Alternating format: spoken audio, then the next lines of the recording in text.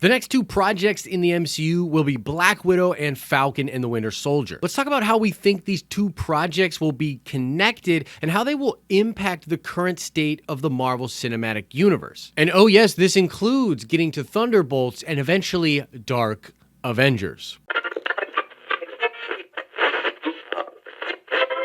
What's up, everybody? It's Josh. Welcome back to the channel. Smash that like button like the Hulk and or Red Hulk, and let's get right into this video. So despite all the craziness that's going out there in the world and the potential for films and shows to be delayed, we're pretty dang sure that the next two Marvel Cinematic Universe properties will be Black Widow and Falcon and the Winter Soldier. The connective tissue between the Disney Plus shows and the MCU movies looks to be a very big priority for Kevin Feige, and I highly doubt he would begin Phase 4 without a very strong foundation. Some of the links between the Black Widow movie and the Falcon and the Winter Soldier show are a bit obvious, and some are not. Now, before we get any further into this video, I want to let you know that we are going to be talking about some speculation, some leaks, and some rumors, as well as theories that different Marvel people have come up with after looking at the trailers for both Falcon and the Winter Soldier and the Black Widow movie. So there's a lot of speculation here, but also possible spoilers, so you have been warned. If you don't want any spoilers, get on out of here. Okay, so the biggest shared thread that we think is going on between Black Widow and Falcon and the Winter Soldier all has to do with super soldiers. The main antagonist of the Black Widow film looks to be Taskmaster, who has resurrected in some way the Red Room program, which develops the different Black Widows who are female assassin and assets out there for nefarious organizations. In at least some way, the different widows from the Red Room program are indeed super soldiers. Now, we're sure to find out a lot more of the details of this program within the continuity of the MCU, but in the comic books, the different Black Widows are biologically enhanced, and that program actually spins out of the Winter Soldier program. The Winter Soldier program, which gives us Bucky Barnes, was considered successful, and that same organization puts on the next version of that program, which is the Red Room. Now, it's unclear if the Red Room program, when Natasha was going through it, actually gave them biological enhancements or not, but it would be fair to say that there will be some kind of a connection made between the Black Widow program and the Winter Soldier program. We already know in the MCU that Natasha does have experience encountering the Winter Soldier before.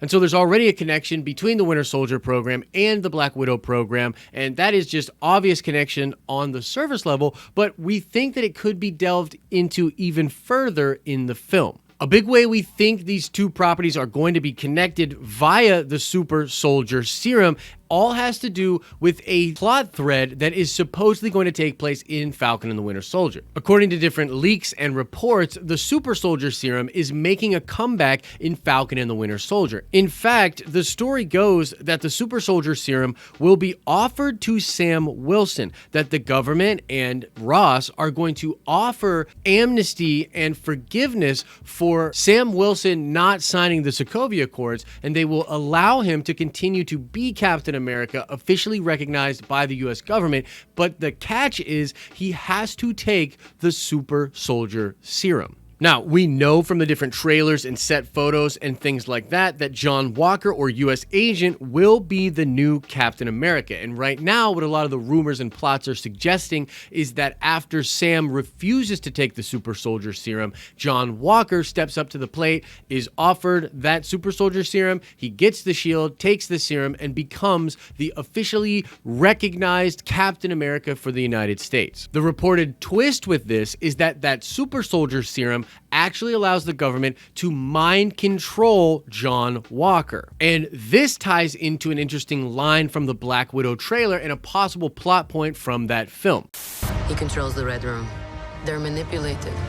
Fully conscious, but no choices. You see, Yelena is talking about how the new Black Widows are being mind controlled. It is very possible that a version of the super soldier serum with mind control elements was developed during the time period leading to the Black Widow movie. Now, in addition to that thread possibly tying from between Black Widow to Falcon and the Winter Soldier, we also know that the character of Ross is also going to be in both properties. He is literally in the most recent trailer for the Black Widow movie, and it is all but confirmed that Ross will show up in at least one episode of Falcon and the Winter Soldier. According to many different reports, footage that was recently shown to Disney insiders of Falcon and the Winter Soldier teases Ross in the show. And this could possibly be a big clue as to how we get from this super soldier serum from the Black Widow movie to the new version of the serum, which will debut in Falcon and the Winter Soldier. I mean, if you put yourself in the headspace of Ross, it's pretty clear that he has always wanted super soldiers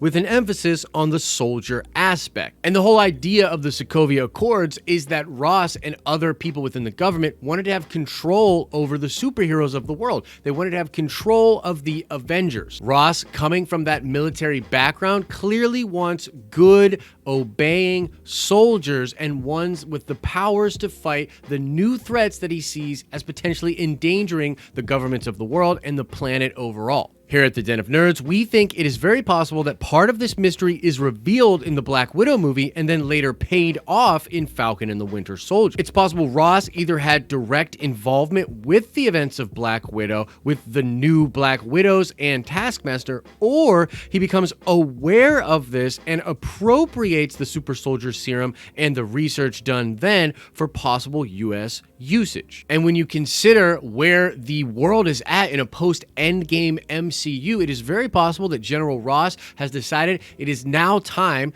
to put the plans that he has from that time period back in the day in the Black Widow time period in motion now in the current MCU, which will take place in Falcon and the Winter Soldier. And I think this makes sense when you consider the Ross character and his current motivations and his past motivations, but particularly why I like this and think it will probably happen is because this is a very interesting debate to be had. General Ross wouldn't just be being a complete villain in this scenario. I mean, the Thanos event and things that happened around that were devastating to the world. It is obvious that the world needs more protection. It needs to feel secure, but actually have security as well. So creating new superheroes that he has some kind of mind control over, although very weird and nefarious, could technically be justified when you consider where the MCU is currently at. There's also a leak talking about the Isaiah Bradley character being in Falcon and the Winter Soldier. This character is going to expose a dark side of the MCU history in which the United States government tried to replicate the Captain America experiments on a bunch of African American soldiers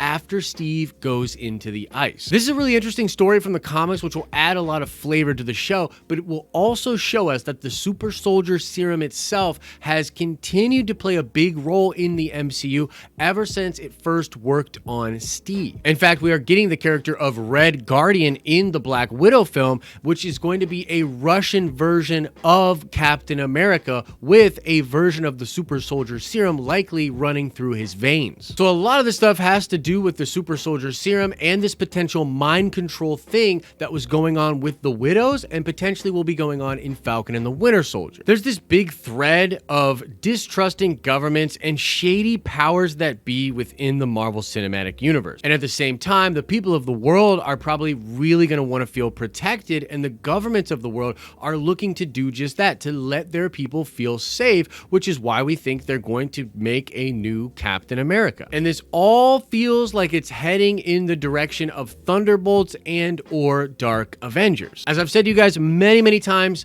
on this channel, the stage is perfectly set for this to happen. And some of the things we just went over are the exact ingredients that would make it possible and viable for this kind of a thing to happen. As far as we know, the Accords are still on. General Ross is still in control of the Avengers, at least in some way, and that is why he's not going to allow Sam Wilson to be Captain America in the official Avengers without using that serum. And the way I see this going is that Thunderbolt Ross is actually going to be developing the Thunderbolts sort of behind the scenes and having sort of a group of covert operatives that are super powered but work not closely associated with him, but then he'll also have the official Avengers, in which he'll start building up that group as sort of the Dark Avengers from the comics. And while the identity of Taskmaster is still a mystery, the fact that he's in the Black Widow movie is a huge freaking deal. Taskmaster has worked with the Thunderbolts in the past, and we think from what we see in the trailers that Taskmaster is using some kind of camera and technology to map out the movements of different Avengers and to allow the person wearing that suit and equipment to be able to utilize those moves and weapons. And the smart money right now is that this is going to be developed, at least in part, by Advanced Idea Mechanics, or AIM. And we know this because there's a shot of Yelena getting some kind of procedure and possibly getting a serum put into her as well. And if you flip one of the images, you can clearly see AIM is written on some of the equipment in that shot. AIM would be a company out there that could make something similar to the technology we think will be utilized by the Taskmaster character. And also very interesting is to note that in the comic books, AIM does help Thunderbolt Ross actually become the Red Hulk. And the current rumors out there are that we will be getting a Thunderbolts property, either a movie or a show on Disney Plus, and on that show or movie, we will see Thunderbolt Ross actually become the Red Hulk. And so you can see how Black Widow is going to tie into Falcon and the Winter Soldier with the Super Soldier Serum,